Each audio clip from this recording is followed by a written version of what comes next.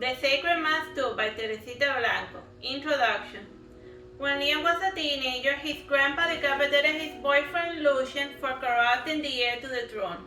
Since then, Liam has been living with the guilt of causing the death of the love of his life.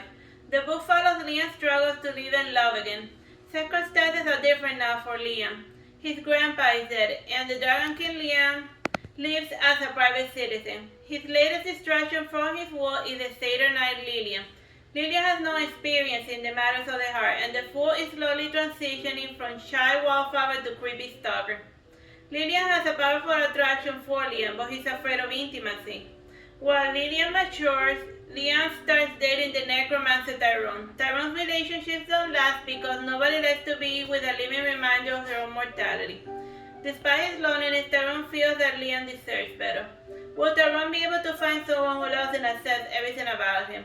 Will Lilian conquer his fears of intimacy? Will Liam overcome his depression and fall in love again? Find out the answer to these important questions in the Sacred Mass 2. Chapter 1. Imp.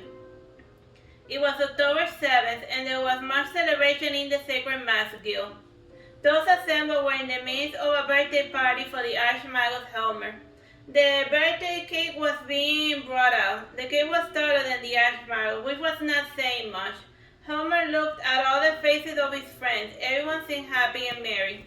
Happy birthday to you, happy birthday you, Princess Helmer, happy birthday to you, said the crowd. Helmer blew the candles and he made a wish. As was tradition, he handed a piece of cake to all the guests. Doing this task, Helmer ran into the new Archmagus. The man towered over Helmer. His silky hair was tied by a white ribbon. He wore a black gentleman's habit. His almond eyes were as black as night. From his head emerged two coiling horns, reminiscent of the Ella deer. The round face had a certain childishness about it, with delicate proportion. Helmer looked at those horns, and then he saw the skinny tail. After rattling his brain, the light of recognition fell upon him. Smiling, he said, "Imp." "Rude," pouted the visitor. Helmer dragged the visitor to meet the others. Smiling, he said, "Guys, this is Imp. We went to school together."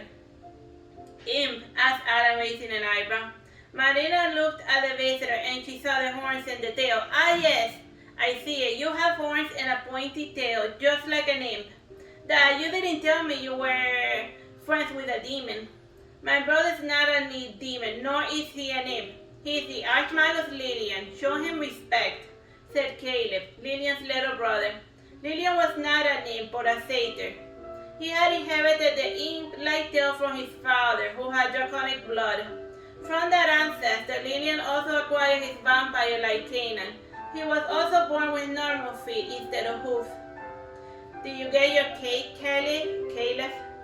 asked Lilian, distancing himself from the entire situation. "Yes," said Caleb, showing his plate with the half-eaten cake. "Aren't you going to say something?" insisted Lilian. Lilian walked past Helmer and his family members. Caleb followed behind, feeling quite upset. Caleb had recently turned 29, while Lilian was 33, the same age as Helmer. Caleb had a boy's face with bright blue eyes and short blonde hair. He was a pure-blooded elf with the ears and the triangular face and all the open features. Lilian's father had bought Caleb to act as a servant for his youngest son. The two considered each other brothers, and Caleb's earliest memories revolved around Lilian taking care of him instead of Caleb acting as a servant. That night, Caleb was sporting a lovely blue gentleman's outfit and the replica of the Sacred Mass. Lilian had won the summer tournament in Wallace just to get the mass and the prize money to pay for Caleb's student loans. With the Civil War in no time over, the brothers had more free time. Lilian had fought alongside the other abolitionist nobles who were allies to the slaves. His mission focused mainly in rescuing hostages with his brother Caleb's assistance. "Master Helmer, why did you call him Imp?" asked Gregory. "Because that was his nickname in the tower. He was a prankster and an overall heel to everyone. He would leave spiders in my shoes. Another time he put spice on my cake."